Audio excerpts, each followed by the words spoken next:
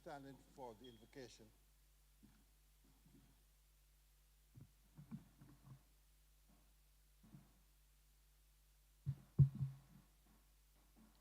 Father, we come to you because the people of this nation and everything in it belong to you.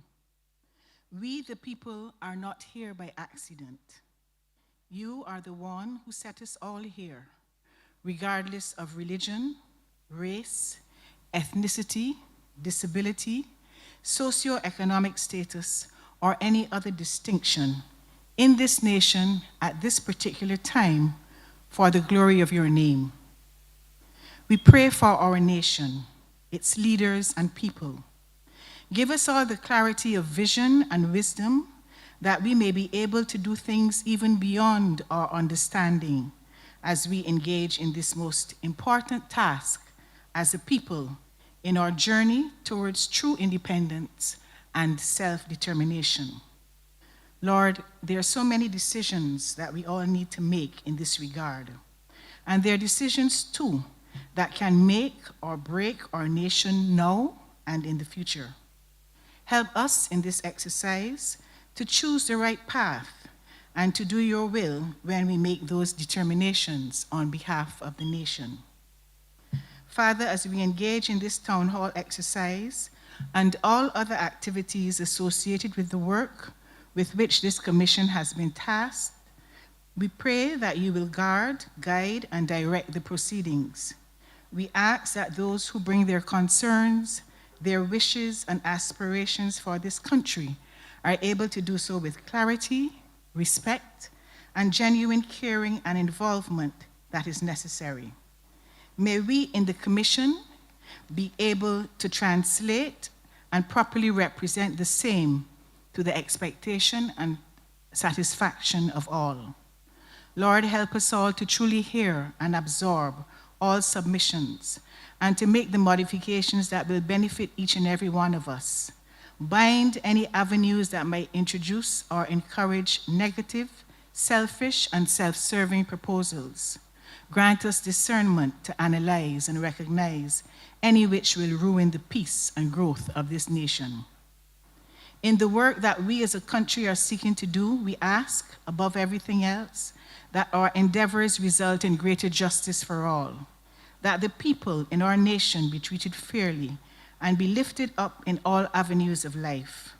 We pray that the changes we seek will ensure improvements for all who live and work here, especially the most vulnerable. We implore that our work will address these issues in a productive and sustainable way, that there will be guaranteed improvements in the quality of life for the needy, the abused, the disabled, the disenfranchised, and that as a people, we effectively improve their sense of dignity. Lord, our Creator, we thank you for blessing us with the breathtaking beauty of your creation that is Barbados, and providing for us from this land. Father, make us diligent to preserve what you have given us. Help us as individuals and collectively as a nation to be wise stewards of your creation. Help us not to destroy the beauty and function of what you have entrusted to us. Give us all wisdom to make provisions for laws that protect our environment and natural resources. Father, let there always be an understanding between our leaders and the people of this nation. We pray that the work that we do as a commission through the people of this nation makes provision for improvements in this regard. Remove anything that may cause misunderstanding between our leaders and threaten the peace of this country. Let our leaders seek you day and night, and always be people who honor your holy name, for it is only from you that they will get through wisdom. We pray that all we engage in this ongoing process will result in positive changes and improvements as a result of the combined work of the people of Barbados and their Constitutional Reform Commission, that it will redound to the most advantageous and progressive improvements in the quality of life and governance of this country, and that the transition towards those improvements would be in keeping with the manner to which we are accustomed as proud Barbadians. All this we ask in Jesus' name, amen. Take your seats.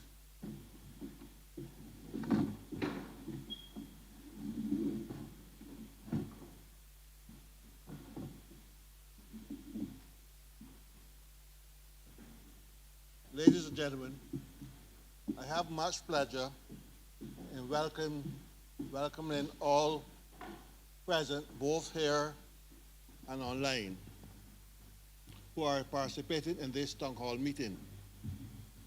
My sincere thanks to the media for promoting this event, for being present this evening.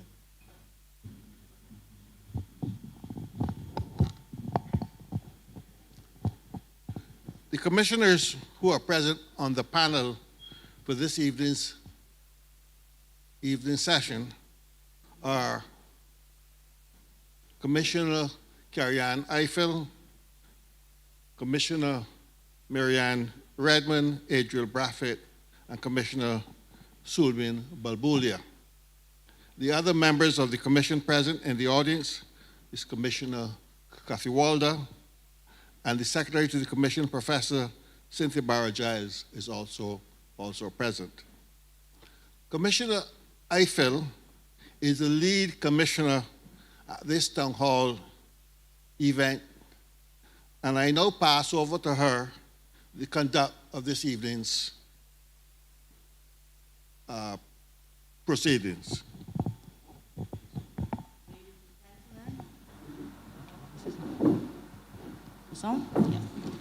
Ladies and gentlemen, members of the media, fellow commissioners, good evening and welcome. It is indeed my pleasure to be here with you this evening as our commission, the commission which was constituted by the President of Barbados. We are here this evening to engage with you, the members of the public, for your input into the future country that we all want to see, the country that we all deserve. How have we been working? Having been appointed in June of this year by our President, the Commission has been working on several fronts. We've held several internal meetings as we organized ourselves and the methods in which we intend to proceed on your behalf to deliver the Constitution of Barbados. We have established several subcommittees which have been working extremely steadily and very hard. These subcommittees are stakeholder engagement under the chairmanship of Adriel Braffett, Commissioner, public engagement and education under the chairmanship of Shade Gemond, who is joining us online tonight. Research and engagement under the chairmanship of our Deputy Chair, Senator Gregory Nichols. But what have we really done? In addition to the several meetings of the subcommittees and the full commission, we've been hard at work behind the scenes while also engaging with the public in a variety of ways. We've had several radio programs, both on Brass Tacks as well as Let's Talk About It. We've also had the launch of the book, which was revised by Professor Velma Newton on behalf of the Office of the Attorney General, Barbados, Constitution, Facts, and Questions. Copies of which are available tonight for you to take away to study so that we all can become better educated on what our Constitution is, our history, and to answer some of the questions that we all have had over the years. Further today, we launch our new website, crcbarbados.com, which features this quote: "They have a mirror image of themselves. They have self-respect. They have a desire to move their country forward by their own devices. They are not waiting for anybody to come and give them handouts, and there is no unemployment.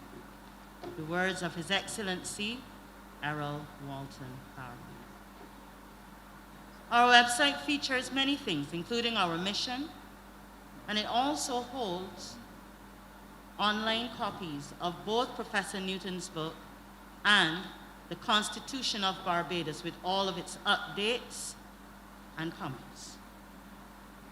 Shaping our future together through consultation with the citizens and organizations of Barbados, whether at home or abroad, the Constitutional Reform Commission has been appointed to oversee the development and enactment of a new constitution for Barbados. In addition to our website, we've also developed many media by which you can reach out to us apart from these town hall sessions. We have our email address, constitutionalreform@barbados.gov.bb, where you can send your submissions, your questions, your queries. Each one of them is perused, is read through, and deliberated upon. No submission is discarded. We have developed a hotline for those who do not wish to engage with the online experience. That number is 536-1250, 536-1250. For other persons, we have developed several social media platforms. You can find us at CRC Barbados on Facebook, Twitter, and Instagram.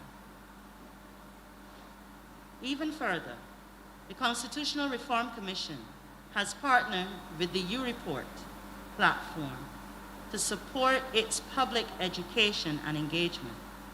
This includes a series of mobile exercises that explore key aspects of the Constitution of Barbados as part of the ongoing national constitutional reform process. Simply send the word reform to the number 832-6775 via WhatsApp to participate also. You can sign up today to be included on our mailing list. Now this mailing list, don't be afraid, is not one that will inundate you with a whole set of information. We'll be sending out reminders of upcoming activities, of which there will be several activities, but those are the only things you'll get from us. There's a paper that should be going around the room as we speak to collect your contact information if you wish to join our mailing list. If you don't get hold of the paper but still want to be part of the mailing list, please see Commissioner Koftawala, who is responsible for collecting that data. All of this is well and fine, but really, why are we here? Taken from the preamble of the book prepared by Professor Velma Newton, I quote, "The Barbados Constitution declares itself to be the supreme law of the land. That declaration is not in any way an indication that as a document it is immutable and fixed. Constitutions are living documents that must allow for the change over time to meet the changing needs of the society which it regulates." In other words, ladies and gentlemen, exercises like today's town hall, which is the second in a series of 3 town hall meetings to discuss general areas of concern, are here for you to come before us and the rest of Barbados to share your opinions. We invite all of you to speak with us today. Let us know how we can make the Barbados that we all need and deserve. These 3 town hall meetings, the first at St. Michael's Secondary School, this evening's exercise, and next week at the Dighton Griffith School, begins a series which will continue with the thematic town hall meetings. All that fancy word means is that our Constitution is broken into separate chapters, and at each of those meetings, we will discuss the specific chapter under consideration on that occasion. They will get started later in November, and I hope to see you and others present on that occasion. But that is enough of a preamble from me. We all know why we're here, what we're doing here, and how we intend to do it this evening is this. There are microphones available in the room. If anyone wishes to make a submission, please approach the mic, identify yourself. As I used to say in another place on another time, it's pointless raising your hand to catch the eye of the chair. It won't work. But simply identify who you are, and we will listen. Good evening, and we welcome our first submission.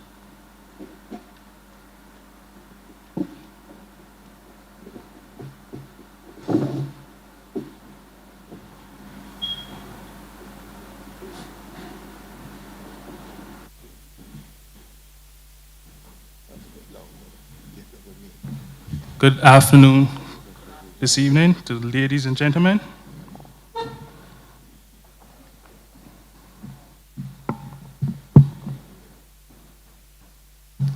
My name is David Julian Roberts. I am here on behalf of the President of the Bajan Free Party, Honorable Alex Mitchell L. Say the Constitution of Barbados must have no slavery on any level. Number 2, rule of law. Number 3, enforcement of the law. Number 4, no fraud, transparency on all government and public matters. Clear title of all land sale. 6, restore our true history and must be in all schools. Freedom of information of all government departments. For the people matters. Rights to travel. Freedom of speech, freedom of the press, WhatsApp, and all social media platforms, 100% health care, no estate fraud by lawyers, attorneys, or any other agents of the Crown, helpers or workers and associates, rights to contract. Constitution should be written in quantum syntax grammar. Reasons for this: so we, the people of Barbados, will be writing in fact and not fiction. All contracts as well. Right to self-determination. No conflict of interest. No private agreement that violates the Constitution of the rule of law. Constitution for the people, of the people, by the people. That is it. Thank you.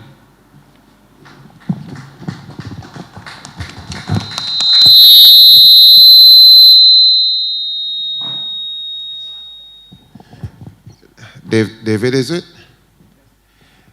David, I am responsible in terms of my committee, the committee that I chair, responsible for outreach, which would include like to your party. And I am fairly sure that we wrote you. If we did not, I apologize. But we sincerely want to engage your party, and we want to invite you to submit to us your full vision in terms of the Constitution in writing. After we've received that, we will review it. And thank you. Well, if you want to give it to me now, that's fine. But if you can email it, that'd be even better. And then we can actually discuss further what your proposals are in terms of having a constitution that all Barbadians, and including all political parties, are happy about. Okay, thank you very much. This is a hard copy here, and it's visual, but everybody can see that. He give you the hard copy.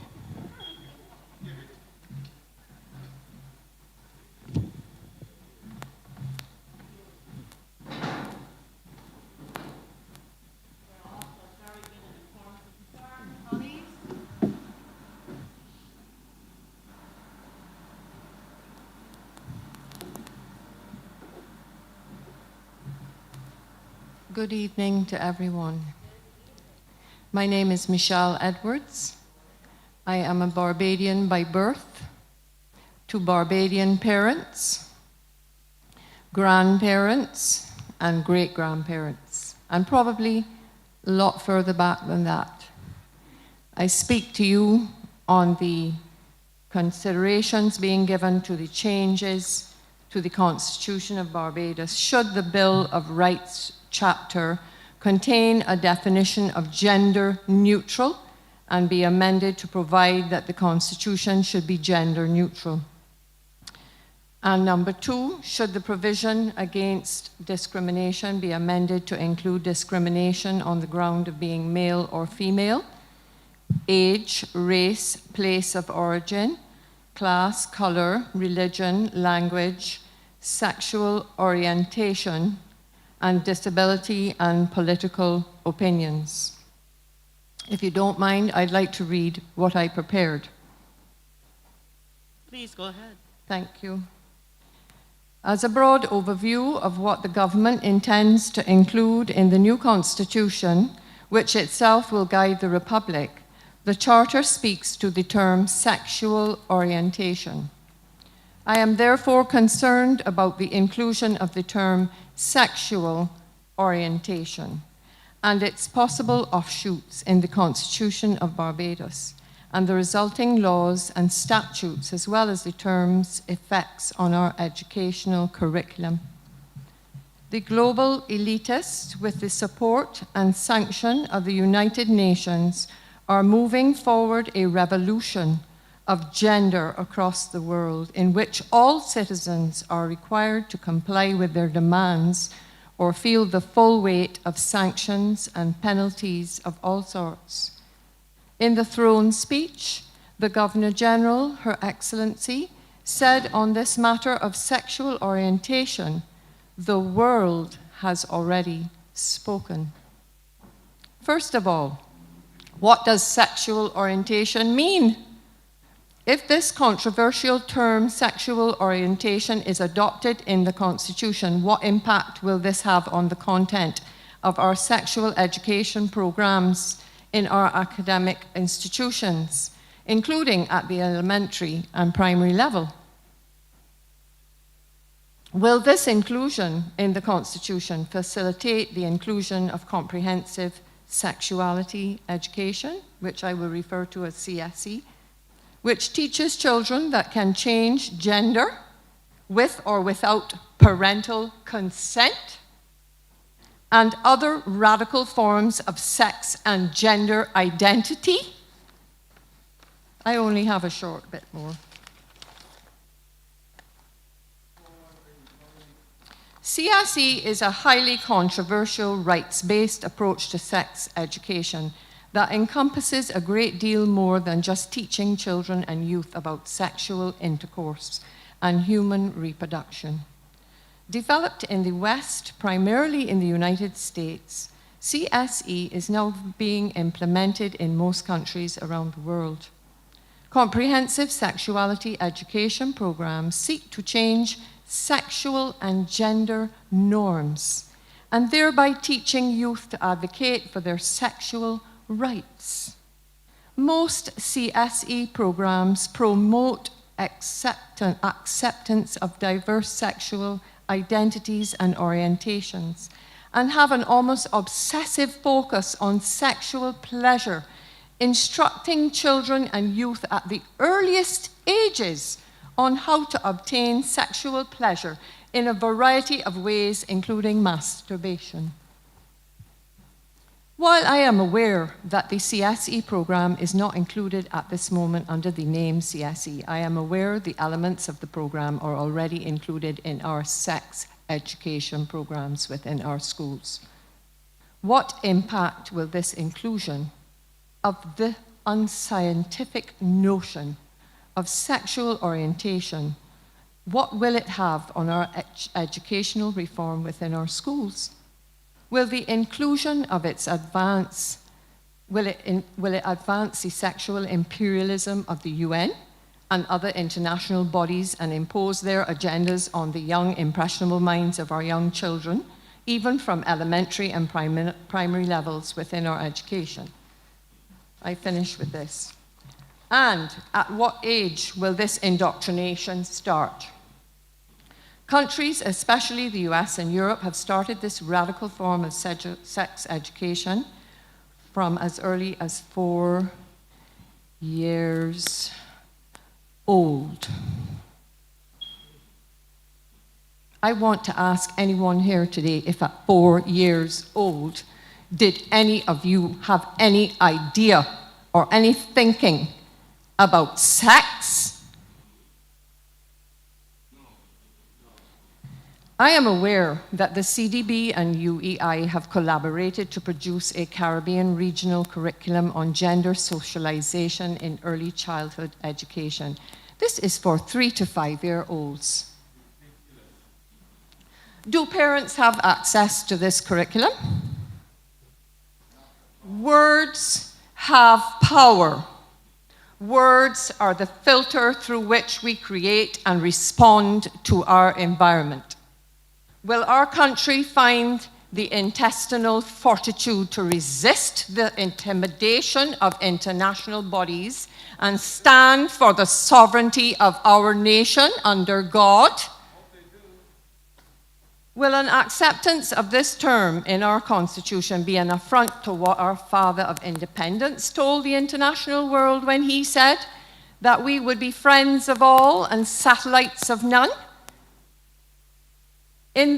Is the new republic to be guided by an ideology and discard plain common sense? I ask you to consider that, Miss Commissioner and all your panel today. We sing an anthem, and as far as I know, no other anthems in the world have ever been changed. We are still singing the same anthems because this country was formed and founded on godly principles. We have many denominational religions living at peace and harmony in this country. We do not need other outside forces to come and tell us how to run our country or how to educate our children.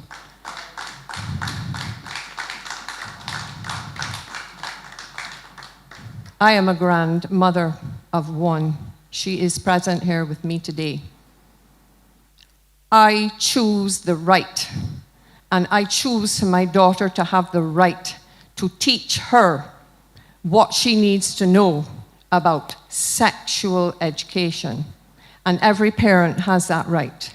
And we have the right to refuse anything that you bring to the educational system that we do not think or approve of to our children. Thank you for listening.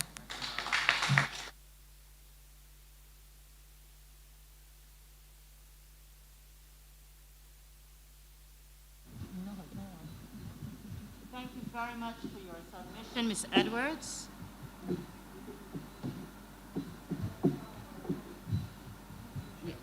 Please give it to Commissioner Kochtawala or to our secretary. Thank you.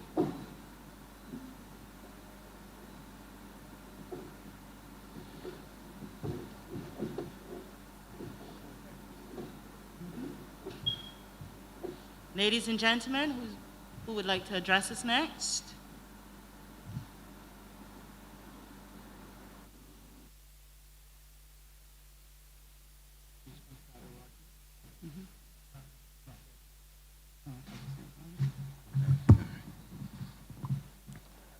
Good evening, everyone. Good evening and welcome.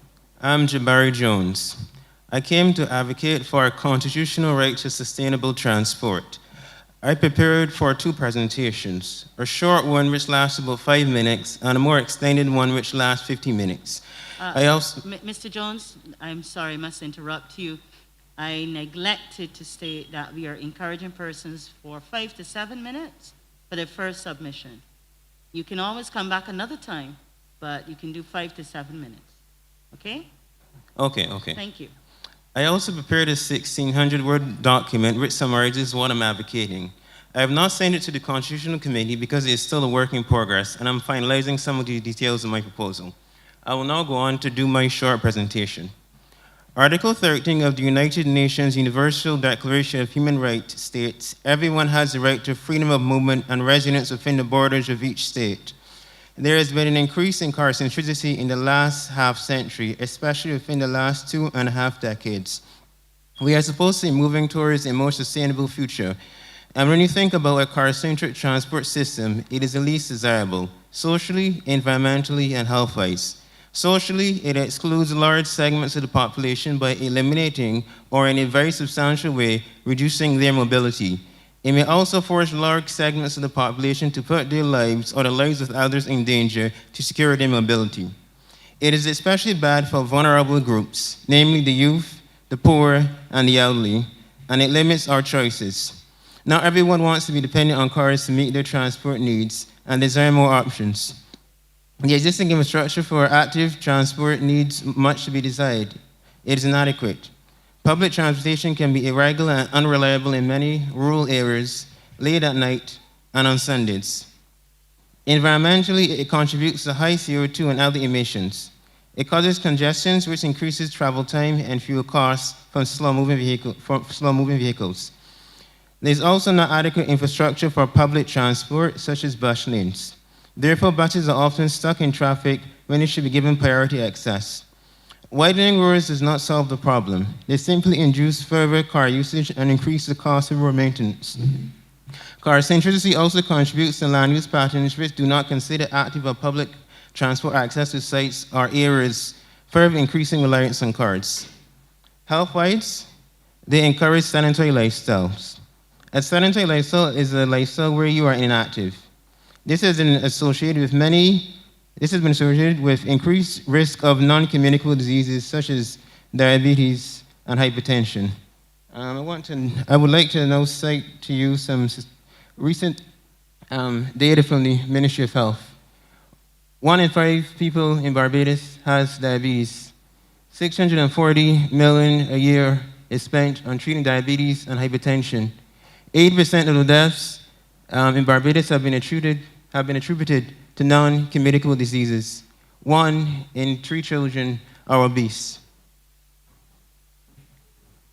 Additionally, sedentary lifestyles are a risk factor for other illnesses, such as migraines, breast cancer, colon cancer, depression, high blood pressure, lipoid disorder, hair loss, hair mortality, osteoporosis, scoliosis, lower back pain, and weight gain. Additionally, CO2 and other emissions, especially those caused by cars, may cause neurological, respiratory, or cardiovascular problems such as asthma in children, which will get worse during development.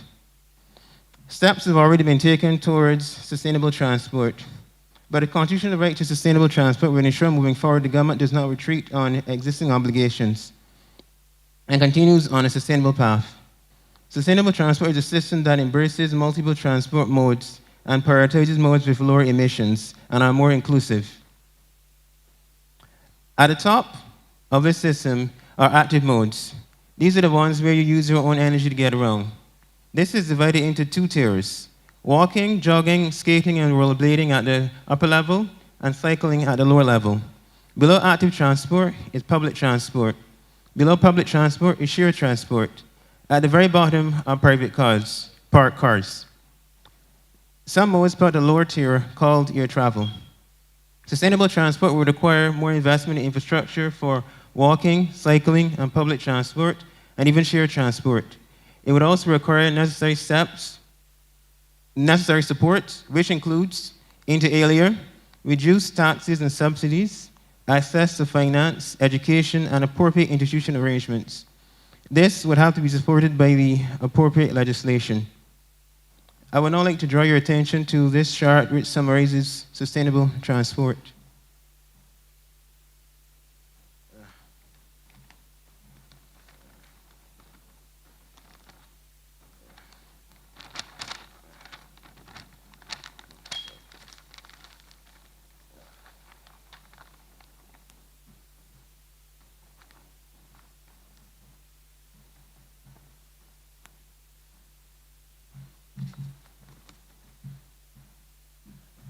It's shaped in an inverted pyramid. The top two layers are active transport. This top layer is walking. This lower layer is cycling. Then below that, we have public transport. Then we have shared transport taxis. Then at the very bottom, we have private cars.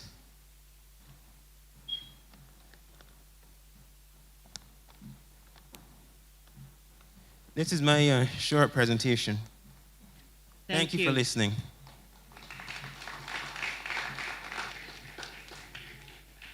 Thank you, Mr. Jones, for your submission. We look forward to receiving your paper when you have completed. I would like to, before we invite the others, I'd like to make apologies on behalf of Commissioners Senator Dr. Reverend John Rogers and Commissioner Christopher DeCaries, as well as Commissioner, oh no, we're waiting here. They are unable to be with us this evening, but they too will be following us online. I invite the next person to come forward and make your submission.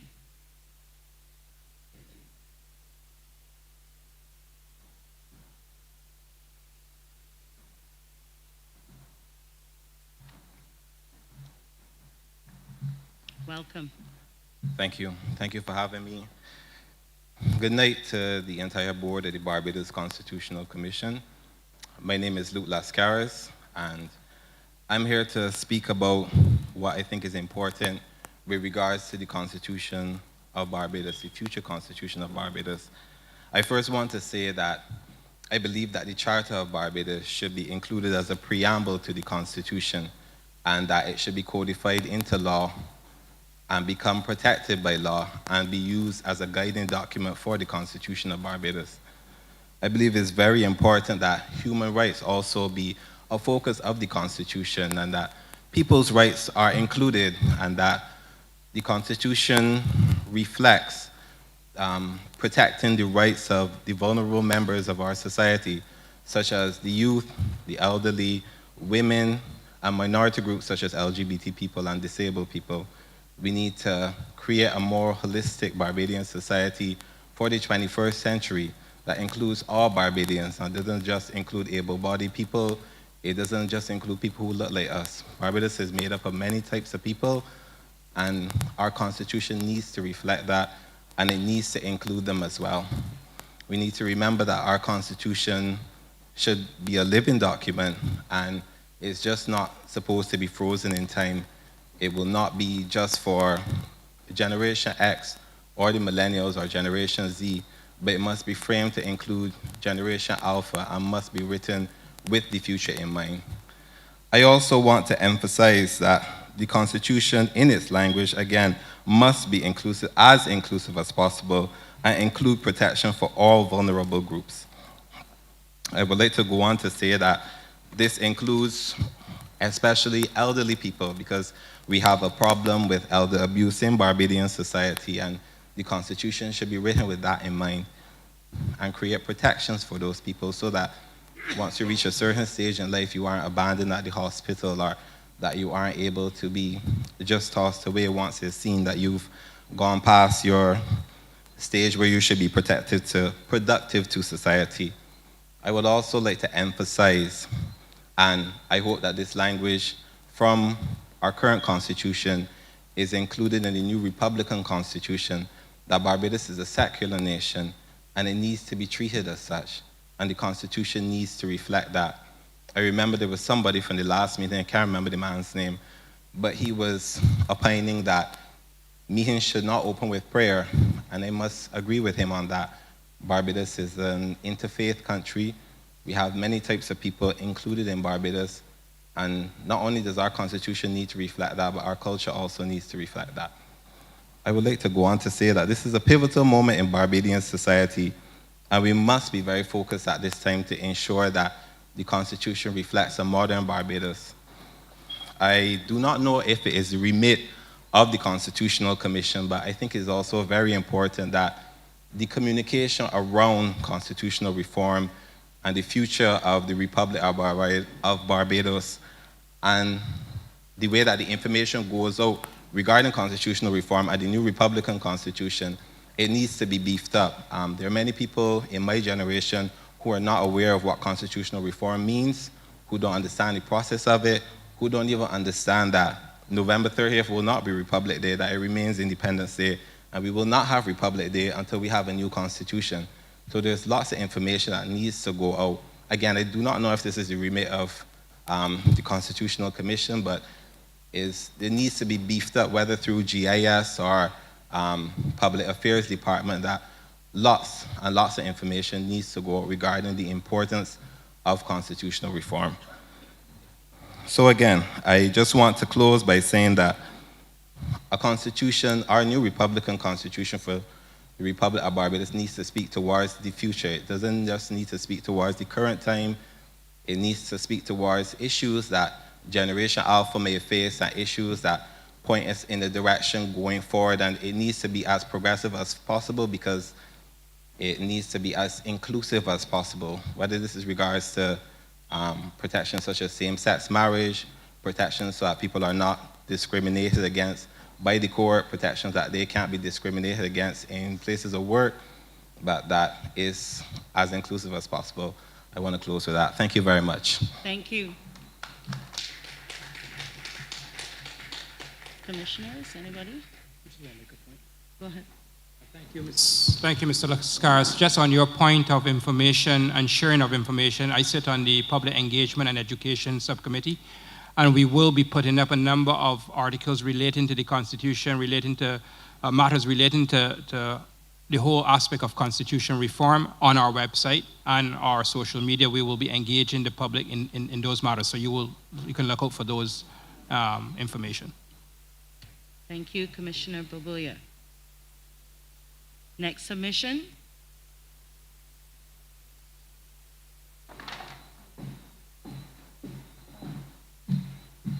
Good evening. Someone Good thinks I'm evening. tall. Good evening, Verla de Pisa. Good evening. I know that you're getting a lot of submissions on the Bill of Rights, and I wish you well in distilling all of that information and the disparate rights that everyone is hoping to have enshrined in the Constitution. And it is not my intention this evening to make your life any more difficult where the Bill of Rights is concerned. My presentation is in relation to how our government functions, and in particular, our parliament, our president, and that will be my focus because, well, never have I ever been constrained to 5 to 7 minutes. So I really do need to speak only on a small portion of the Constitution. And I can always come back another day and speak on something else. You can speak again this evening. Why, thank you. I am concerned.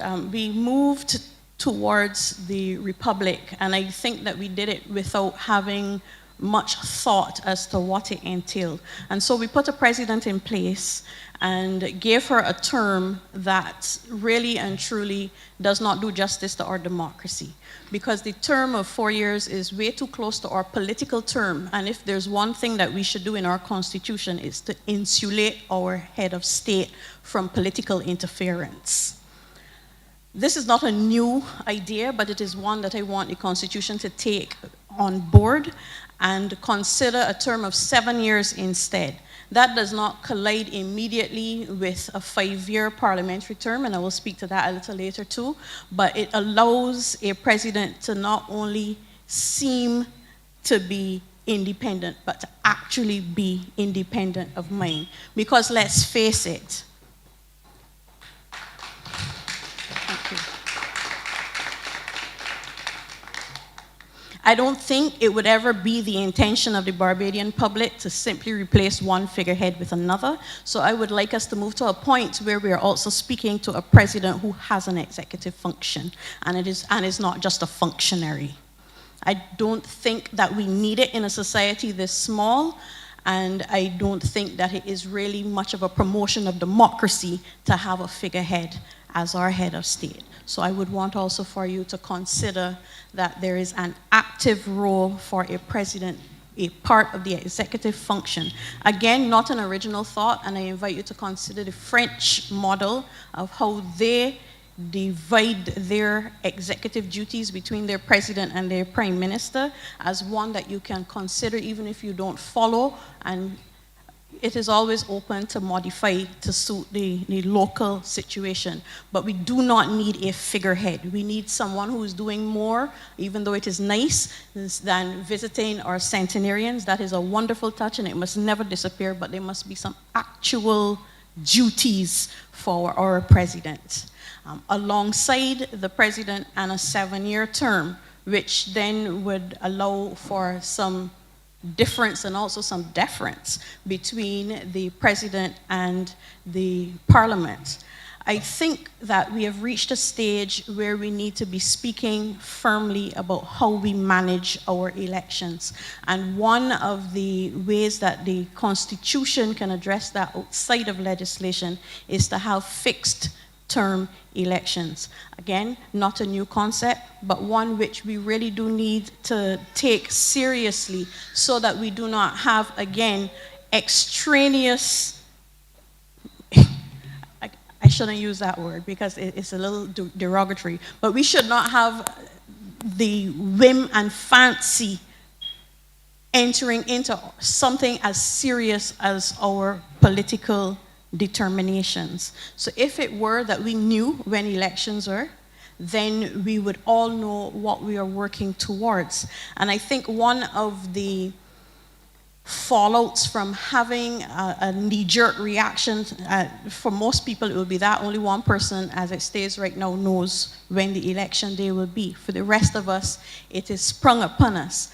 And I think one of the fallouts from a system like that is exactly what we saw in January of this year, where we took note for the first time, but really it has been a phenomenon for the last 4 or 5 elections, and that is a declining presence of voters participating in the election. Because there was an arbitrariness to it, and we can't get away from that. And we need to be looking at all the different ways that we can empower our people. And yes, I'm getting to that as well, hopefully within this 5 to 7 minutes. So we've touched on the president, we've touched on the elections, which would be the House of Assembly. And so I want then to speak to the Senate, which, having been a member of it, I can say, and I have with me the esteemed president, today, and she was a wonderful leader of the Senate. But I am sure she will agree with me that there were certain things that we were hamstrung on. So calling the Senate a second eye, or that we offer some protection or some barrier to any arbitrary action from the lower house, really only operates where the senators are free of mind. And when you have the majority of the senators are chosen by the sitting government and 2 for the opposition, and then the next batch, but larger, chosen, we call them independents, but they're chosen by the president, as we have now. We cannot truly speak to having a different opinion in that second place. So if it were then, if we keep first past the post for the House of Assembly, but we move to proportional representation to make sure that we have a greater spread of knowledge in the upper house, in the Senate, then we could honestly say that we're working in a democracy, that we're allowing greater participation of our people, because that really should be what we are looking at right now. Not just switching the hat around to the back, but giving other people the opportunity to wear that hat, giving other people the opportunity to speak up other than fora like these, which are good and should not stop. But if we had that consistent participation of more of our people in a meaningful way, I think that we will also see the participation at the voting booth increasing as well. I want also, even though this was dealt with by legislation before, but I would love for it to be enshrined in the Constitution, and that is to have a devolution of our power towards the people. We had constituency councils. They were closed down unceremoniously, but quite frankly, if we had them in place during the lockdowns, then we would have known where those pockets of poverty were. We would have known where to target the baskets, and nobody would be turning up at my house with a basket of goods because there was no differentiation whatsoever. It should have been a needs-based assessment, and a constituency council would have had that information to hand. So if it were that it were enshrined in the Constitution that some form, it doesn't have to be that same form, I am okay with a new way of thinking. But if we can have more of our people participating in a democracy other than every 5 years marking an X, I do believe that we will have a better society and a better citizenship, and it might make your job a lot easier in settling a bill of rights, because then we would be a lot more open to understanding other people. Thank you very much. Thank you. Anyone?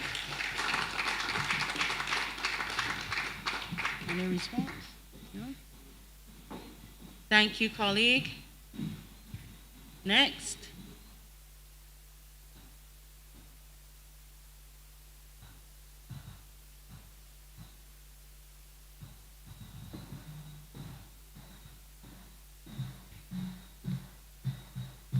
Welcome.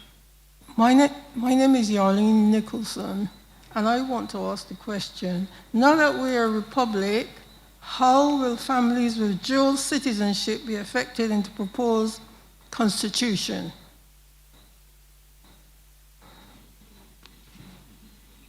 Could you repeat the question?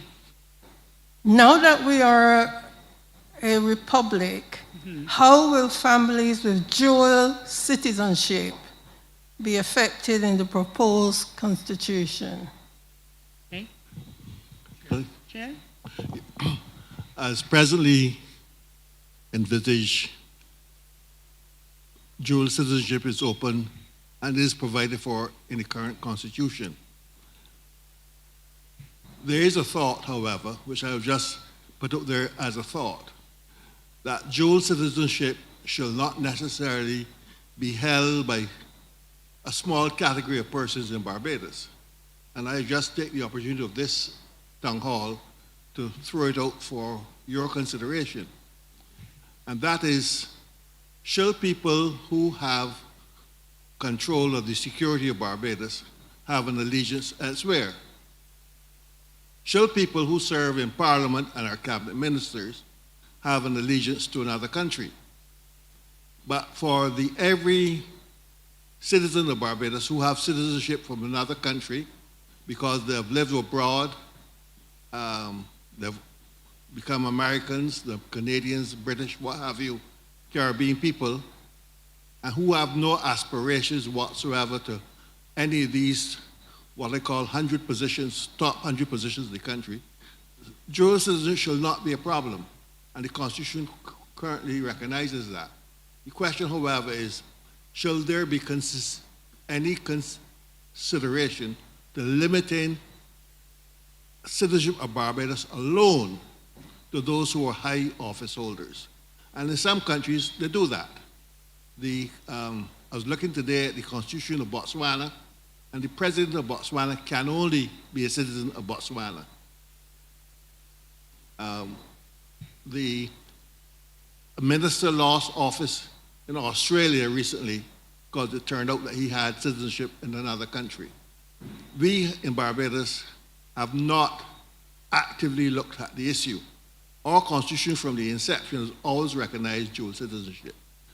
But the question now arises as we go into a Republican state. Is this something that we will want to reconsider? Yeah. Thank you. My second question, I just want to say child protection needs to be included in the Constitution. It's so, so important. It's all of our responsibilities to protect the children. So that's all I want to say. Could you repeat your name, please? Yarlene Nicholson. Thank you.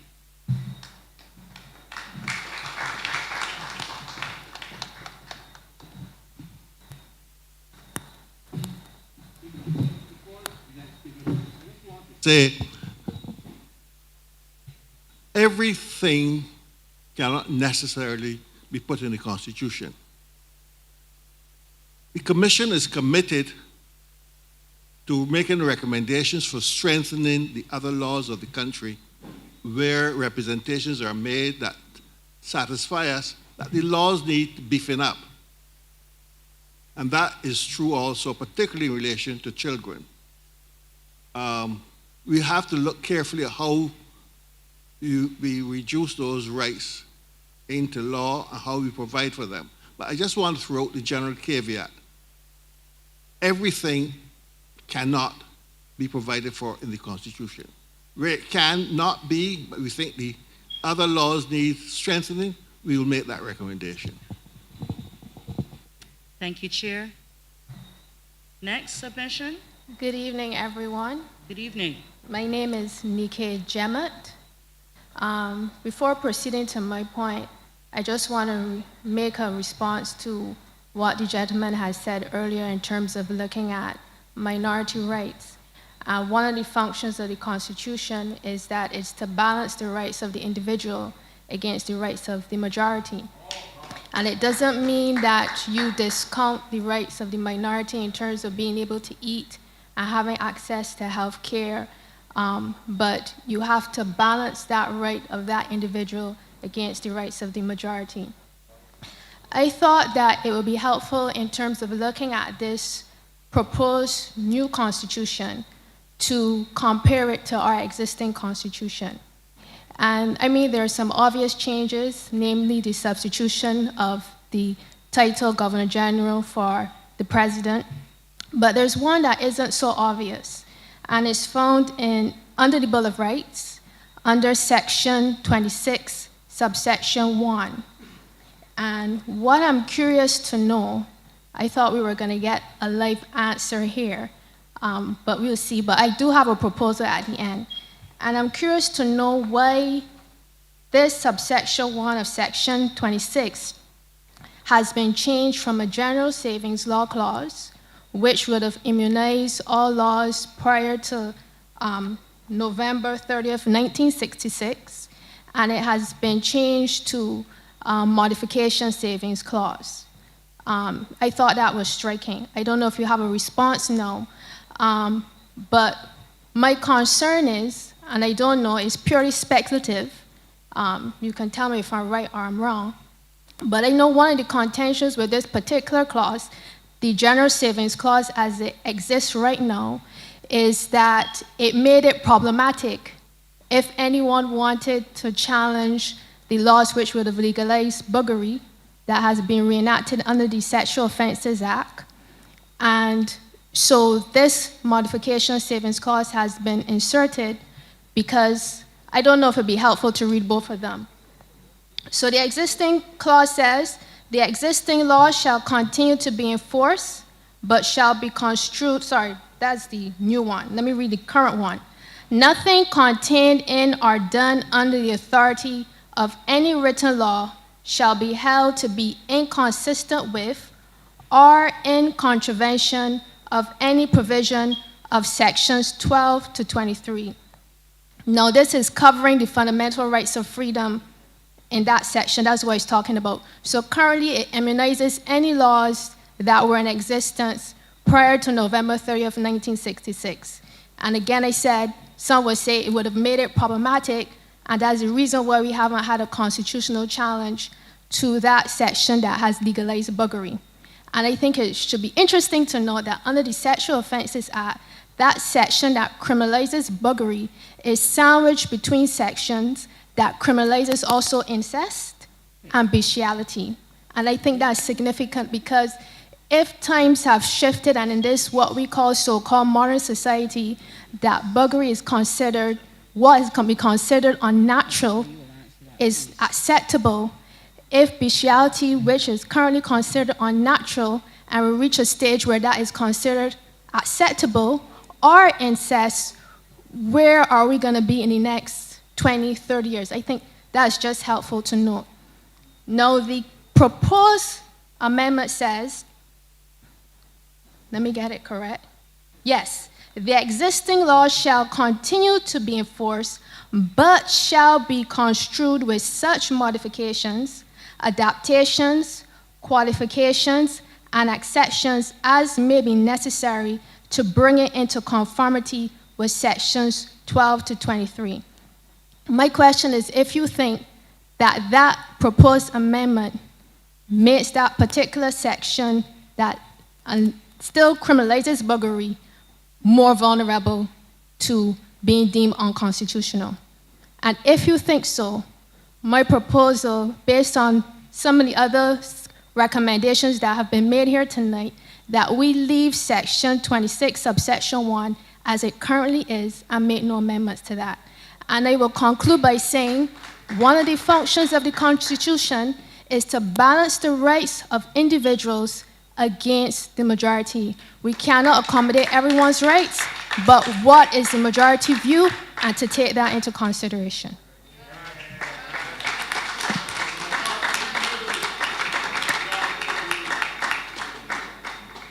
Thank you for your contribution. You want to answer? You answer? Adriel. Colleagues, anyone wants to respond? No? Adriel? Sorry. Thanks for your presentation. We got your name and contact details. That's correct, right? Because I don't want to answer you tonight and be wrong, but I believe that part of the challenge that we have in terms of Section 26 it's been the interpretation of the courts, of the modern courts, to certain sections of not only the Constitution, but certain pieces of legislation, like one or two that you mentioned. And Antigua is a good example that I think recently addressed the issue of buggery, for example. So I was slow to react to your presentation because I hope that you weren't suggesting that the change to Section 26 was indicative of the thinking of the government, which I cannot have an opinion on. I don't know what they were thinking when they made the amendment. But I do believe that lots of the modern thinking has been influenced by the court. I will publicly undertake to give you a detailed response sometime this week, meaning during the course of the week. Once I have your contact details, and in particular your email address, I will give you a comprehensive response. But thanks for raising it. But I do not believe that it is an indication of the thinking of the government and or the commission, because the commission has not crystallized its thinking on anything as far as I'm concerned, which allows me to make this comment, which is that my friend here raised the issue of children's rights, and the chair responded by saying that we can't include everything in the Constitution, and he is right.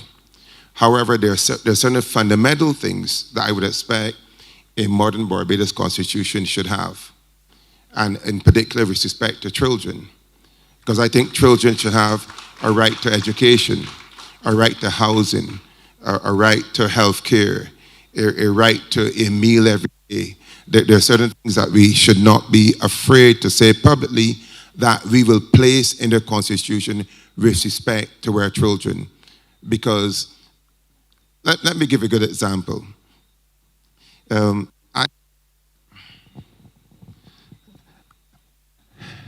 Tony, I hope you're not trying to silence me. I had a child who was subject to the laws of the United States. And he used to say to me, Daddy, don't forget, you can't flog me.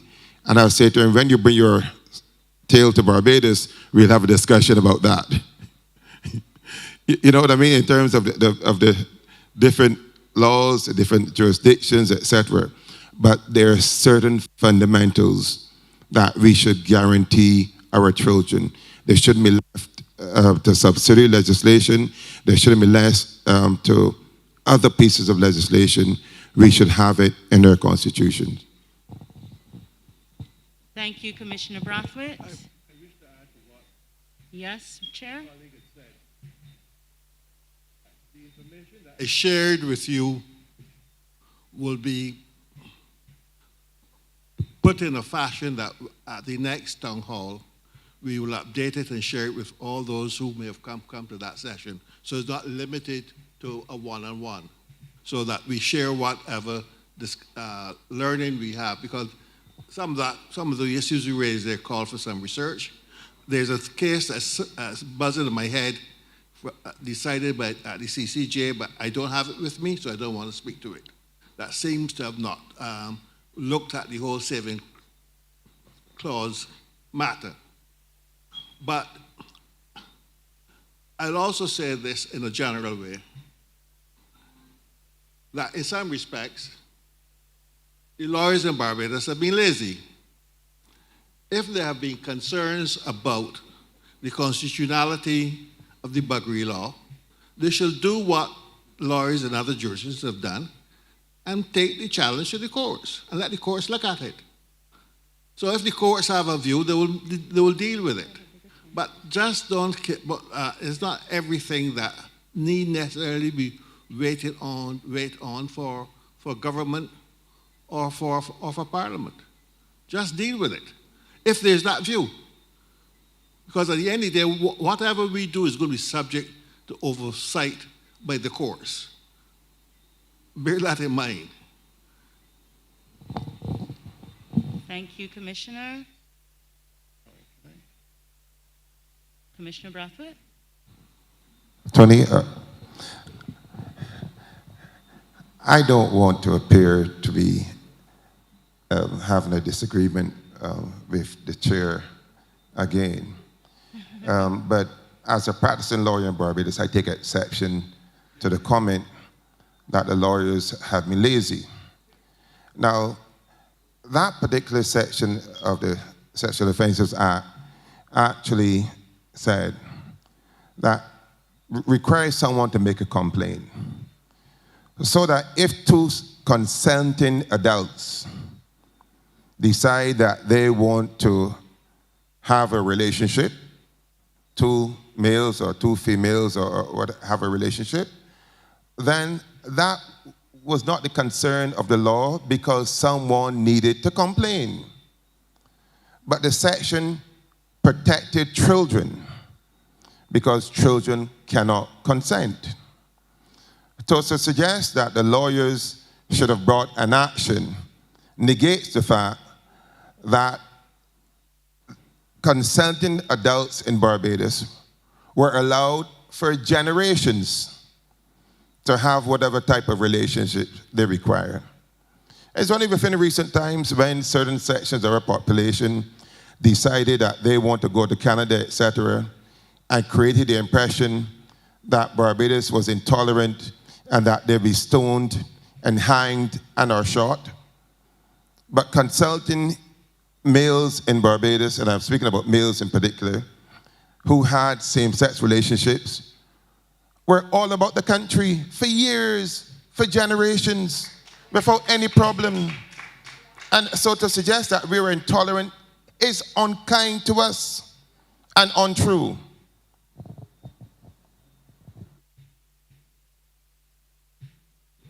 Thank you, Commissioner Brathwaite. Next submission. Commissioner Brathwaite, I applaud you for that. You've brought up the great America, United States of America. Take a look at their society. You know, it says that when America has a cold, we catch the flu here, or the other way around. They have the flu and we catch a cold. Look at what they have done. They have opened up everything. The horses are out of the gate. There is no stopping anyone. The gray area is so wide.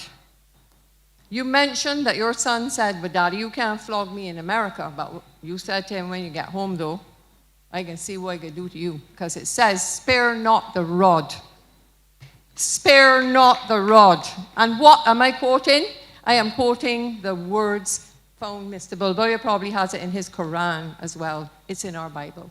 It's the foundation of what the bedrock of what we Barbadians are.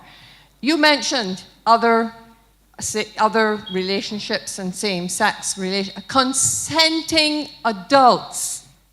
No problem. Whatever you decide, we don't differentiate, discriminate on faith, religions, anything. I was able to go to whatever school my parents sent me to.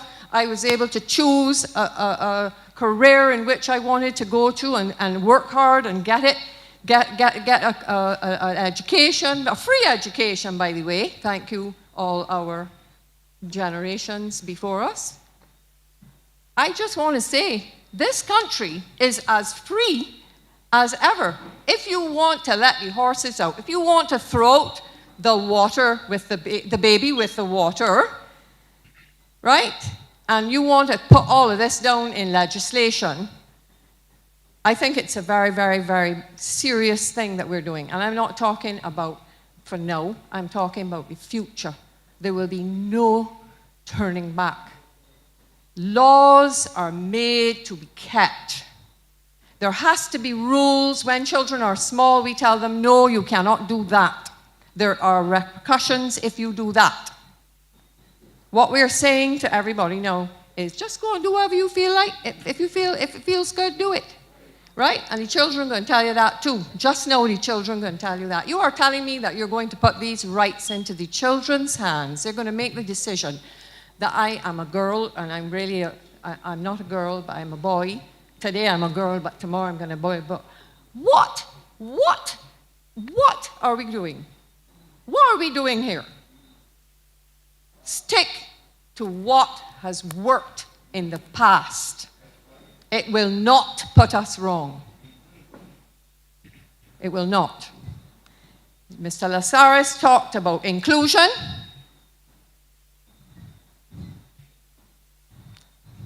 I just have nothing to say. Inclusion. The spirit of inclusion. We human beings think that we can rewrite all things and change all things, and we are so wise in our own eyes. But we are going to run it amok. We are going to run amok, let me tell you, the wisest, most academic persons in this country. We are going to run amok if we try to pull down and change the laws as we have them now. Yes, you can make your adjustments. Yes, you can bring new things, but just stick to what has worked in the past. Right will always be right, and wrong will always be wrong. And that gray area is going to get bigger and bigger and bigger. And Lord help us all. We will not be able to bring the horses back into the stable, okay? We will not be able to get them all back into the stable after you have opened up all the gates. Thank you for listening.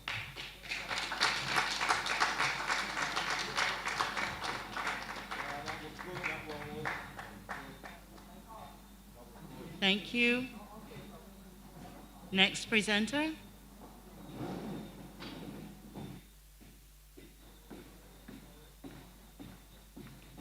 Good evening, ladies and gentlemen. Look, I'm not going to really present anything. I like what the lady over there said it all, yeah. We can't get rid of moral standards for politics in no shape or form. I, like you, had a son who was in England too. And when I told him I was going to smack him, yeah, he says, Dad, you can't smack me because I've phoned the child board. You know what I said to him? I said, that's no problem, son. Yeah, all that will happen is they'll say that I'm an unfit parent and they'll give you to somebody else. And I still kept smacking them. Do you understand what I'm saying to you? So the Constitution, where morals stand, it can't move. It cannot move, it has to stay. And like the lady said over here, it's got to go for the majority. And like the lady said over there again, no one, like you said, no one discriminates against gay people in Barbados. Yeah, my dad's 83, and he told me they were along here coexisting, And no one, because no one discriminates against them, do we? Yeah, so they can live in harmony, but like the lady says, it's got to be for the majority rule. And Verla, I did hear you mention about the elections and how they went. The reason why the vote is down is they didn't spend enough money to buy the votes, because you know that's how it goes, yeah? So everyone's sitting down at home, and you know what they're saying when they're sitting down at home? But I ain't going nowhere till somebody hand over some money. That's why they ain't had a lot of people to vote. That's all I wanted to say. Colleague, you didn't give your name. Could you give us your name, please? Roy Turney, I represented the Bajan Free Party. It's a... It's Roy Turney. I represented the Bajan Free Party for the first time. I have had a look at other parties. I just wanted to get into... You're not allowed to promote any party. No, I'm not. I just wanted to get into it just to make a change, yeah. I funded my campaign out of my own pocket. Yeah, I could keep my money in my pocket, yeah, and go on the Tui Marella if I like. But at the end of the day, I do want the people of Barbados to have... St. Michael Northeast. Yeah, that was me, yeah. Roy, this picture of you have you looking older? You're a young man. I ain't really, you know. When you live good and you have morals like the lady was talking about, you look younger, yeah? Your deeds normally tell on your face, you know what I'm saying to you? Yeah? So watch yourself. I'm just saying, why can't we just have a fair society? I mean, look, if we had the same rules that we had, that our parents gave us, we didn't have sex education in school, yeah? We automatically just grew, yeah? And then we either felt that we were a man or we felt that we were a woman, yeah? If there was 1,000 of us that was there, probably one might think, well, and there was no discrimination. We accepted it and let everyone live. So as I keep saying, I was on the march, as you know, and these things shouldn't even get into the school. They shouldn't even get into the school, because bottom line is, we have governance here. How does this type of thing pass government to be in our school? How does that happen? But I do know how it happens. It happens, yeah, because we voted. So the people who are in power have the mandate to bring these things in. So you know what you need to do. Yeah? Can I have a bit more? Can I have a bit more? I'm going to have a bit more, Stella. Can I have a bit more? You know what you need to do. Yeah? What I would say is this. Can I name political parties? No. No. No, because what I'm saying is we've had a two-party system. I had a gran here. She lived to 100. She got a card from the Queen, and the Governor-General came to our house. And when I used to take her to the hospital, the D's was in power, and I waited 3 days in accidental emergency. And then the B's was in power, and I waited 3 days in an accidental emergency. Then the D's was in power, and I waited 3 days in an accidental emergency. Can't you see that you've got to vote anybody except them two if you want to have 1 day turnaround in the hospital? You understand what I'm saying to you? Thank you, Mr. Tony. Okay, look. I could talk all night about it. I'm sure. You could always come again later. Thank you. Next person, please. I'm glad you're coming, because I have a question. Based on the submission of Mr. Pisa, she reminded me that in between cricket this morning that I saw that was voting in Brazil, and that Brazilians in the United States were lining up to vote, and that Brazil requires all Brazilians, I do not remember the age, but I'm sure my secretary would tell me if she so desires, were mandated to vote. Right. So I'd be interested to hear your comment on that, and maybe my friend's comment, who hopefully will not endorse the comments of his colleague in terms of which party is more suitable, because that's not what this discussion is about. But certainly, when I saw that this morning, I thought it is something that, if not raised this afternoon, that I would encourage us to hear your views about. On the voting, mandating for voting, well, really and truly, by law, when you vote, you'll be actually giving away all your rights. This is law. You actually, it was called to demole, right, to give away all your rights. And I actually came up to this mic to talk about law, because law is not practiced in this country, period. But it's not practiced from the beginnings and the foundations of the Constitution. Sorry, David, I don't want to cross you. Yeah. What do you mean by when you vote, you give away your rights? Because Well, I saw that you ran in St. Michael West Central. No. I ran, one of the reasons I ran was to get information out there to the people, because a lot of people don't know law, period. Right? And one of the reasons I ran, not only for the BFP, Bajan Free Party, but because I care about the people and getting information to the people out there when it comes to the Corona period. Right? Let me say my name again, David Julian Roberts. I also am a student of the Federal Postal Court Judge Mark Kishon Christopher. We call you a pituitary judge for the entire planet. Right? With the Corona period that we had, the word Corona stands for the center of the sun, which is golden seal, which stands for the golden era, which representing a new age coming into the earth, what you call the Aquarius age. Oh, this is the law. And we have moved from debitors to creditors, because we was by the banking system, by the straw man. If anybody know about the straw man, when you were born, your name was put in capital letters on your birth certificate, putting you as a corporation, where corporations came off of corpus electus, which is, a dead entity. But you are a living being, not dead. So when it comes to legalese is go over a lot of people's heads in Barbados, which is the color of law, right? And one of the things that, I used to watch a lot of movies years ago, and I used to hear this terminology. Plymouth Rock, we didn't land it on Plymouth Rock. Plymouth Rock landed on us. Now, the reason for that statement is that maritime law came on to land. And the one that brought maritime law onto land was Benjamin Banneker, who brought maritime law onto land. And we, as the Moorish people or the Moorish nation, which you will know by contracts before, we had the contract, the discovery, right? Contract discovery, the Estevisa 1666. Then we had the Treaty of Tripoli of 1796, which allowed the corporation of Europe to practice trade in El Maroc or Morocco. It's called El Mixum. So a lot of people don't have knowledge of self today, not even law. So what we need to do as a people is understand our true history of this country. We don't even know. We don't even have the correct name for Barbados. The word for Barbados is Ishigruni Naim, by the indigenous people that were living here who will be off of the Amaru Inca. And through history books, they keep saying, we came by slave ships. We didn't come by slave ships because you can't find one. So the land belonged to us, and that was hidden from us for so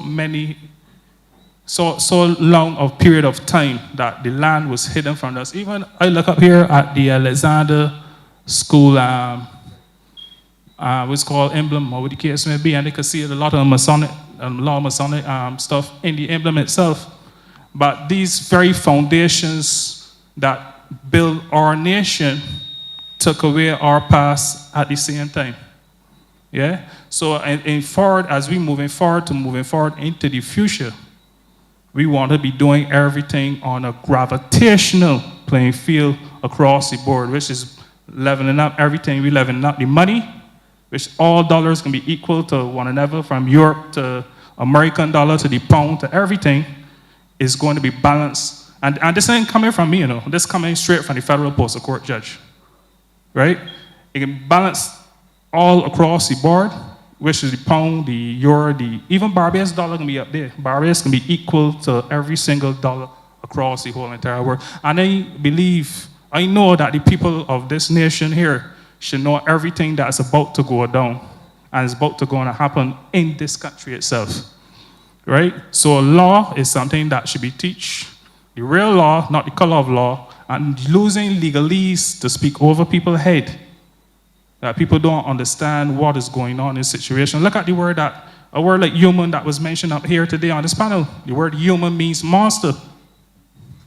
Right? So when we're doing contracts, you can put the word human in the contract.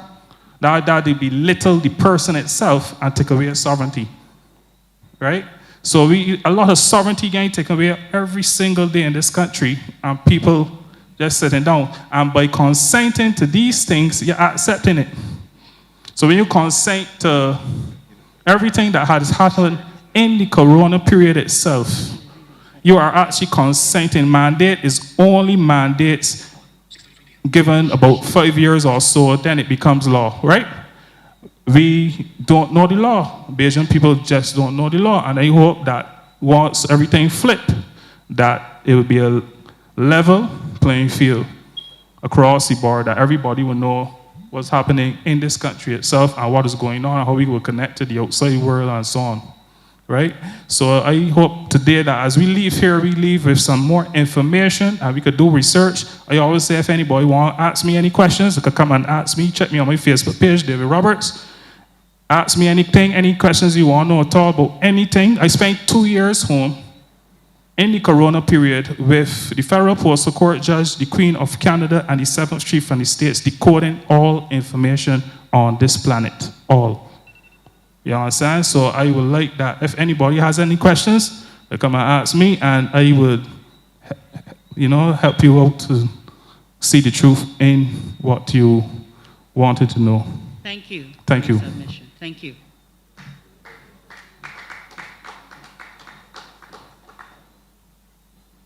Next submission.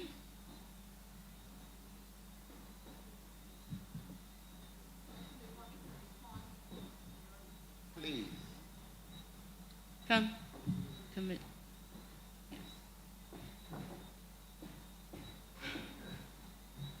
Once you didn't take advice from the person behind you. My seniors.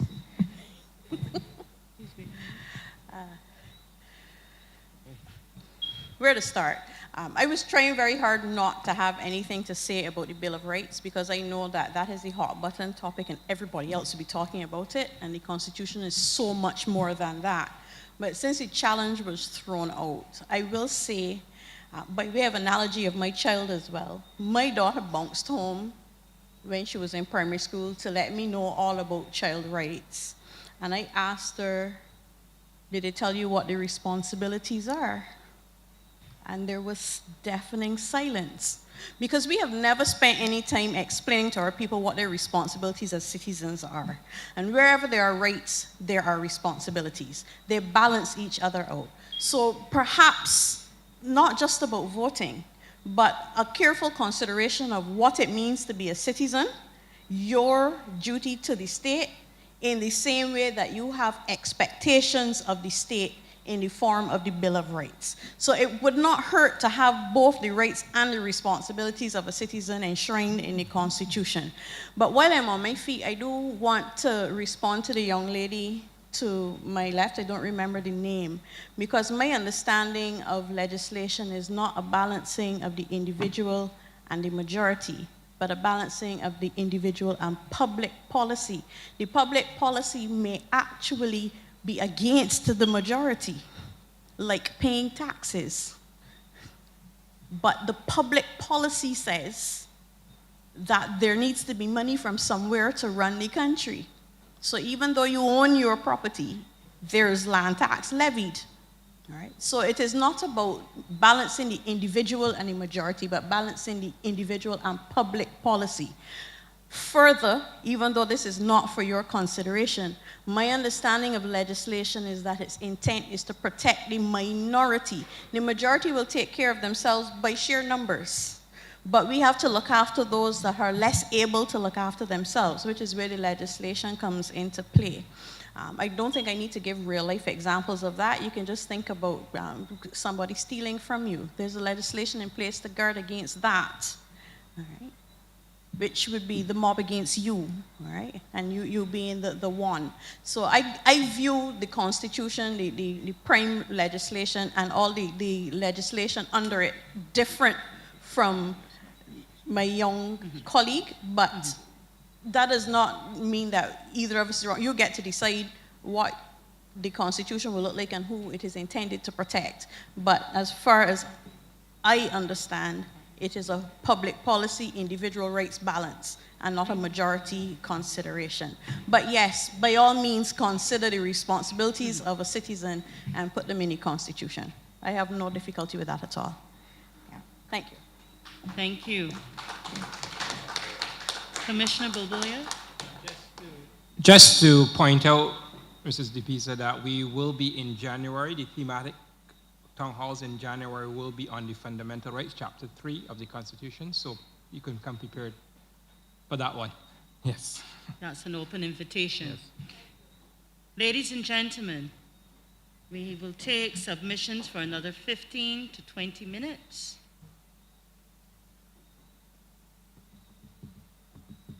Who's next? No one?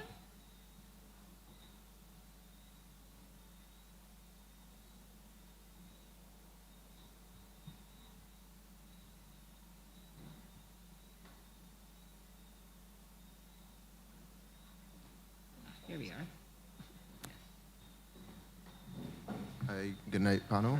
Good night. To the commission and to everyone. Your name, please? Harry Husbands, attorney at law.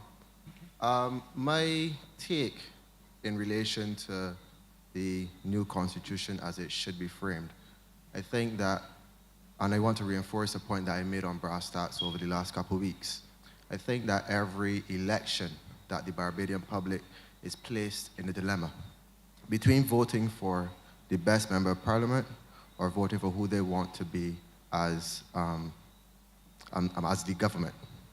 I think that we have also found ourselves with an accountability issue as a nation where we expect the government to hold itself accountable. However, we found many deficiencies in that over the last few years in particular. I remember my very first constitutional law class with Mr. Gollop, where he said that we have an elected dictatorship. My suggestion would be that we create the post of an executive president and remove the current ceremonial president. I think it serves no purpose and it's just a symbol of a relic from the past. I think we have to go past the fact that we are no longer a British colony and we have to actually look at shaping our constitution to the way for the Barbadian reality and towards a modern society and an accountable society. I think the Senate as currently composed should be a house that the executive president gets to choose, and provided that we may create some facilities for some other disenfranchised groups, such as the disabled community and any other disenfranchised groups as they may arise from time to time. Possibly pulling a figure from the head, possibly a number of about 15 persons or so, from which the Prime Minister or the Executive President would be required to select a cabinet, and that way we would be able to have a cabinet that's a separate body from our lower house as currently composed. I think that it would allow us to have the lower house potentially being even of a different political character than the current cabinet. And I think that that would allow us to have a level of accountability. And, we see all the issues with the Auditor General's reports, et cetera, coming up from time to time. I think that we can allow members of parliament to represent our constituencies and let them be the constituency representatives that we primarily elect them to be. Too often I've found, in my experience, that ministers have been viewed by their constituents as not being present.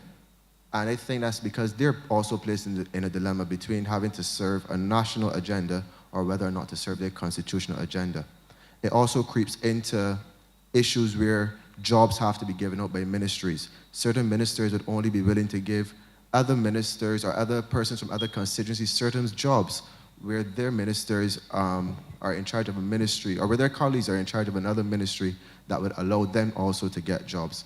So I think to get past some of the slight corrupt or what may be viewed as corrupt practices in society, we need to hold ourselves accountable. And I think by overhauling the current composition of Parliament and the whole structure of Parliament, that would be one of the best steps, and I think one of the most needed steps at this time. I think it would allow us as a new and a young Barbadian group to not only feel a part of where we want to see Barbados go, but I think it reflects more of our society. It reflects better of our society. And there'll be more opportunities, I think, for persons who are lay people, as well as for the persons who are extremely academic and who may be very good practitioners who may not be political or may not view themselves as political, to be able to be easily or more easily handpicked by the executive president and operate in the ministry. So with that said, I just think that with the overhauling of the Constitution and with the overhauling of how we currently structure our governance, how we have our governance structure, I think that would be better able to represent Barbados and to get rid of one of the real big issues that we see creeping out in society, which would be corruption. Thank you. Thank you. Just a real quick one, Mr. Braithwaite. You said that I wanted to uplift my party. It was never about party to me. I just met the guy. He told me about the party. The election came up the next couple of months, and I signed and was a member of the Bajan Free Party. That's how I got there. Probably if another party came, like the Barbados Sovereignty Party, I would have signed there. But you should uplift your party. Is that wrong with that? Pardon? My comment, you should uplift your party. I should. Uplift your party. Yes, of course, but I'm just saying, the thing is, for me, it's not about party, yeah? It's about a better standard of living for the people in Barbados. When I was at St. Matthew's Church, it was St. Matthew's School, was it? Mayor was there as well, and CBC came and they put the microphone in my face, and they said to me, how do you feel about running against the Prime Minister? I told them I ain't running against no one, that I'm running for the people of Barbados. And what I did say, and they quoted me really terrible in the newspaper, and they only gave me one clip on the TV on CBC. If any of you saw that clip of me on CBC, you would see that I look like the winner, but they haven't even got a copy of it. No, they haven't even put a copy of it on YouTube. You've got every other candidate having their speech, but you haven't got one of me, because I look like the winner, because I wasn't begging votes. Yeah, and I'm not here to beg votes, and I'm not here to big up any party. I'm just here for the people of Barbados to have a better standard of living. That's it. I don't care whether the Bees take on whatever I put down in my manifesto and implement it, because I still get my way. I don't mind whether the Ds do it. I still get my way, because I'm not in it for me. Do you understand what I'm saying to you? I'm not in it for me. It was my own money I spent. I'm in it for the people of Barbados. So that's what makes me different about, the rest of you who want, sort of a political future, and you want to be on that high level. I don't need to be on that high level. I've sat down and I watch you on CBC with all of the English rhetoric. Oh, well, the pedagogical system of Barbados. When I heard the word pedagogical, I had to look it up. And when I looked up the word, you know what it meant? Educational. So you're not speaking to the normal people of Barbados. That's for sure, not with that type of education. But because you think that it makes you look like you're intelligent and you know things, yeah, the university student might go along with it, but people who have got their minds open, they're not going to swallow that. Let me tell you something about the children who are in England. When the teacher tells us that house begins with H, yeah, and home begin with H, and the teacher tells the Caribbean black children who were born, whose parents were born here, you know what we say? When they say, how do you spell who? We say H-U. And only you know that who can't begin with a W, but because the people in charge tell you that that's how it has to be, you follow the narrative. I don't follow the narrative. You understand what I'm saying? So once we start following the narrative and do the things that are morally right, like that lady said in that first opening speech that she had, I think Barbados will be a better place. We got to stop trying to be or mimic somebody that we're not. And that's what's happening here. Education is 2 words, edit and dictation. So a man reads a master copy, edits it to suit himself, and dictates it to the child. The child don't get the A because the child's intelligent. The child got the A because it can recall from its memory what was dictated in that 12 months. Do you understand what I'm saying? Intelligence is to be able to think for yourself. And a lot of our children, especially based with that education that you give us, to confuse our children, because I know you're confusing our children, because this is what you tell our children: hair, H-A-I-R, hair, H-E-R-E, hair, H-E. You understand what I'm saying? That's what you're doing with our children. So you're confusing them so that you can bring the narrative that you want to put forward for the public, but it's not going to work because some of the people's minds are open. Thank you, Mr. Attorney. Thanks for your ears, sir. Thank you, everybody, for your ears.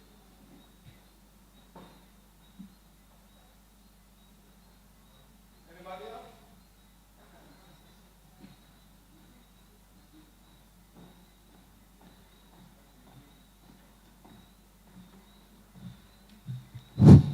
Good evening. Good evening. Good evening to the Constitution Committee. Good evening, ladies and gentlemen. My name is Joan Leacock, and I'm a resident of St. Peter. I came tonight, and I've learned a lot from everybody's contribution, and I have not delved into the Constitution like a lot of people. They researched it and gone through the priors and the befores and the afters and the nows. My simple contribution is tonight that the gentleman before me, who was a lawyer, Mr. Husbands, if I'm correct, he said corruption is something we have to be aware of. And corruption in all fields of where we live in Barbados. Now, what's interesting is, I've been here for 22 years, so I have dual nationality. Corruption is something I've seen and experienced firsthand. And for me, corruption starts with, if you're looking at proper governance of a country, if you're looking at the performance of standards of accountability, you have to look at lawyers. Quite frankly, and I'm sorry, Mr. Braithwaite, quite frankly, I've been here for 22 years. I studied law in England, and I decided it didn't suit my personality. So I came out of it, and I went into tourism. Happily to say, but that's another area altogether. I have, in those 22 years, been privy to a couple of cases, and I know that we are now actually drawing people's attention to the lawyers who are not doing their proper governance of working for their clients in a proper way, in a proper manner. In the last 4 or 5 years, you're actually bringing those people to trial and imprison them in some instances. I can recall 2 cases of an old woman, and I know this is the past, where a lot of old people have probably died, they don't have children, they don't have a husband, and the lawyer has kept their deeds and sold the deeds on as his own after a particular moment of time and gained it for himself, herself, and for her children. Most recent case for me is a friend. I live in Barbados. A lot of my friends who are British or Jamaican, but they're British born, they like where I live, they came here, they bought houses. One in particular, a friend of mine, Jamaican born but lived in the UK, he came to Barbados, I showed him a house, he loved it. He sent the money over to the lawyer. This is a recent case, this is in 2 years ago. The lawyer kept his money. He had to go through limping through the ethics committee, through the law society, through whatever area, to the fraud squad, and it was limping along. In this time, the property that he thought he'd bought, obviously they were saying it hasn't been bought. He had to scramble and find the money somehow to pay towards the mortgage for a year because the lawyer wouldn't let up and give him his money back, because the lawyer couldn't. Because what lawyers do, they don't keep a separate disbursements account. They use the money for their own benefits and pay off people as they go along. So they pay Peter, pay Paul, etc. So this guy was left. His reputation was tarnished by the bank, etc. He was not able. He still has the property because he's actually had to beg, steal, and borrow. His money has not been returned to him. It's still in law society, so I'm trying to sort things out, still with the fraud squad. Nothing has been done, it's limping along, and he's still fighting his cause. So those are 2 cases that I'm aware of, and one close to my heart. Now, the efficiency in government for the country is paramount for security of citizens to believe in their country. If you have, hands up, I support BLP. I love what they're doing, but some things even I get jarred at. But if you have, as an individual, no faith in the government, no faith in the police, no faith in the law. You've got anarchy. You have got anarchy. So this crime rate that we're experiencing now is just a shadow of what it could actually morph into. So probably with regard to the recent finding of that barrel of guns with no address on it, that was left there for you to find. Because somewhere else, the guns are coming in. So whether or not this will go into the Constitution, I don't know. I'm just an ordinary, everyday citizen who has my feelings. I have just crossed a bridge that I've never would hope anybody would cross. My mother was killed in her home 3 months ago. And I'm experiencing that now. So crime to me is paramount because she was 86 years old. Nobody should go through that. So from that perspective, crime is paramount to me. People have said to me, are you leaving Barbados? I said, no, I'll stay here. There's no need for me to go back to England because England has nothing for me. But my concern is that you have to do something with regard to the crime rate that's picking up in this country. People are frightened to go out. The elderly are scared. And if you don't believe that, you just speak to a lot of people living in general areas. So I worked for an airline in the UK, 2 airlines. So I understand how you find guns, how you find drugs, and how they plant things for you to find because they want to take your mind off or your eye off the real substance that's coming through. And quite frankly, you're dealing with the lower levels. The problem is up here. Somebody is giving the power and the authority to get them through. And plus the fact, because we don't have money, and as our Prime Minister has quite easily said that, sometimes when you do a job like the nurses, we've got a brain drain of nurses leaving this country and going elsewhere. You have 1 more minute, colleague. Sorry? 1 more minute. 1 minute, okay. So you've got people leaving this country, and money is not a primary factor in them leaving. Perhaps it's treatment, I don't know. But people have a price. Policemen are still going to Bahamas and still go to Caymans. You now want to recruit 250 more. But you're going to have to find some way of actually enticing them to stay and give them the rights and the means in which to do their work properly. That's all I have to say. Thank you very much, ladies and gentlemen. Thank you.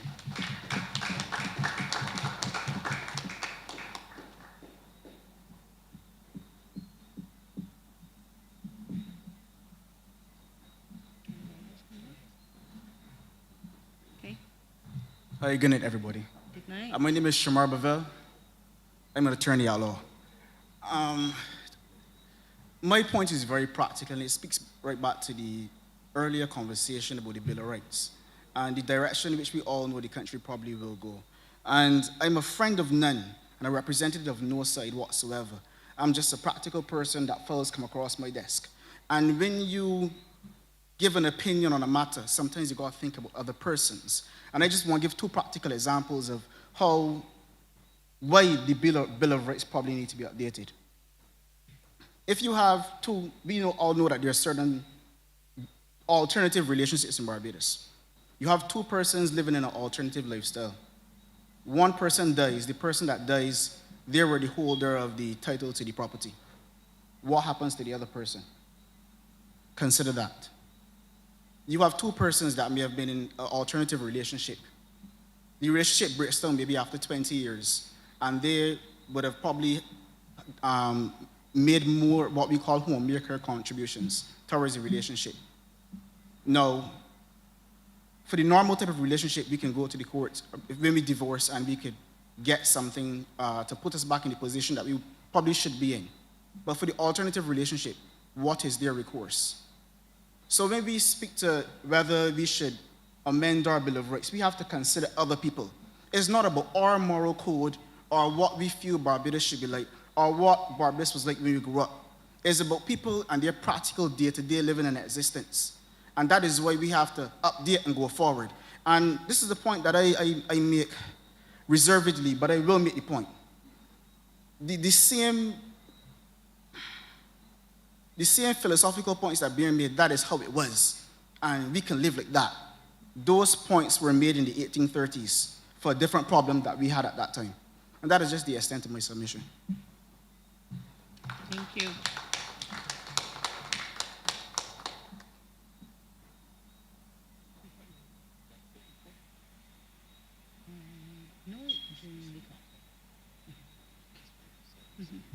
Ladies and gentlemen, I want to thank each and every one of you for making your contributions here this evening. They have been heard, they have been recorded, and they will be reflected upon. As we prepare to end the second in our 3 town hall series, I wish to take this opportunity to remind you of a few things.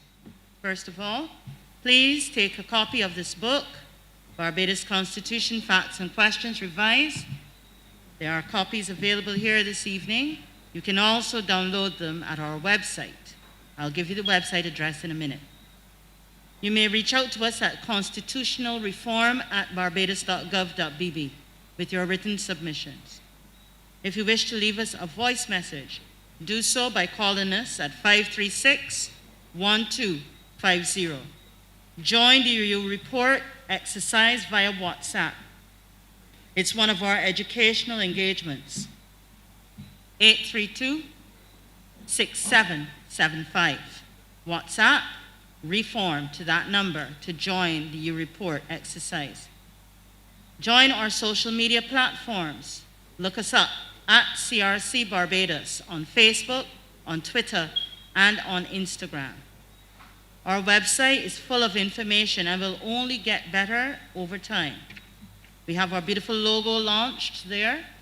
You can visit that website, crcbarbados.com, where you can download a copy of the book, as well as a copy of the most recent iteration of the Constitution of Barbados.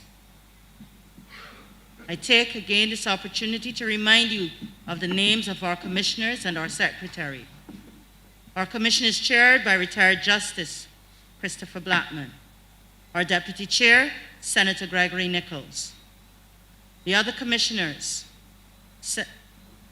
Senator Dr. Reverend John Rogers, Commissioner Shade Jemet, Commissioner Solomon Bulbulia, Commissioner Khalil Koftawala, Commissioner Adriel Brathwaite, Commissioner Krista Carries, Commissioner Marianne Redmond, and I am Commissioner Carrie-Ann Eiffel. Good evening, everyone. Travel safely to your various destinations. See you next week. Bring your friends when we commence our 3rd in this series at the Dighton Griffith School, 5 to 7 next Sunday, November the 6th. Good evening and good night.